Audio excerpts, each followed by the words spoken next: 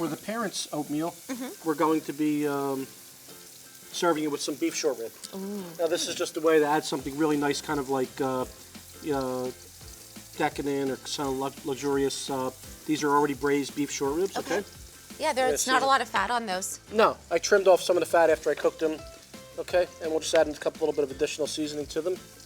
Okay, and we're going to go ahead and sear them right in the pan, get a little color on them. Okay, and I just put butter on them. Put butter in the pan, and there you go, the beef's going. And how important are veggies in prenatal patients, postnatal, to encourage these women to... I mean, we live in a world of processed food, so if you can be cooking with fresh, healthy vegetables, you get your nutrients in addition to, or you're taking prenatal vitamin, but it's much better and you absorb it better if you get it right from your food.